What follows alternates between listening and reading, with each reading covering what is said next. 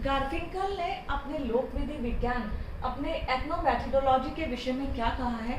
आपने 1967 में जब अपनी पुस्तक लिखी थी द स्टडीज इन एथनोमेथोडोलॉजी, तो आपने बताया था कि वास्तव में लोकविधि विज्ञान क्या है। आपने बताया था कि व्यक्ति जो अपने माध्यम से, अपने दिन प्रतिदिन की प्रक्रियाओं के माध्यम से जो कार्य करते हैं, जो विधि बनाते हैं, उन्हें आपने लोकविधि विज्ञान बताया है।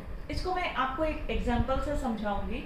जैसे हमारी सोसाइटी में बहुत सारी डेथ्स होती है, डेथ मतलब मृत्यु होती है, ठीक है। हमने कुछ अननेचुरल डेथ को उनमें से चुन लिया, अप्राकृतिक मतलब मृत्यु को, ठीक है। अननेचुरल डेथ मतलब जिसमें प्रकृति का कोई योगदान नहीं है। हमने उन इकट्ठा करा अननेचुरल डेथ को, कितने केसेस हुए और वो किन किन के बिहाफ पे हुए, हमने उनके बारे में सूचनाएं एकत्रित की। तो अब हमने लोगों से पूछा कि ये डेथ कैसे हुई, तो कुछ ने कहा कि ये आत्महत्या है, कुछ लोगों ने कहा कि ये हत्या है। तो कहीं ना कहीं ये हमारे सामने कुछ शब्द निकल कर आ जाते हैं जिन्हें हम बताते हैं आत्महत्या या हत्या। उन्हें लगा कि इनके पास रुपया था, पैसा था, इसलिए इनकी हत्या कर दी गई, या फला व्यक्ति इस समस्या से या अवसाद से ग्रसित था, उसने अपनी हत्या स्वयं कर ली, यानी आत्महत्या। ये शब्द बनाए नहीं गए हैं, ये शब्द हमने खुद ने ही डेवलप किए हैं।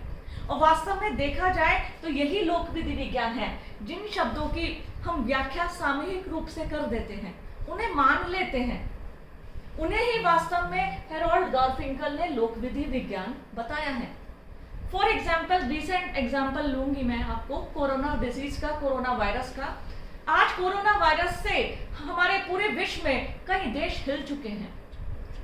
आज अब अगर मैं किसी से पूछती हूँ ये कोरोना वायरस के बारे में आप क्या कहना चाहेंगे, तो बहुत से लोगों की जो वो व्यक्त करते हैं इसके बारे में, वो कहते हैं ये बहुत घातक है। ये घातक है नहीं, हमने जब देखा कि Italy, America, Spain, Germany, Iran, बहुत सारे कंट्रीज इससे ग्रस्त हैं और असंख्य मृत्यु उसके कारण हो रही है, तो हमने उसको घातक सिद्ध कर दिया है।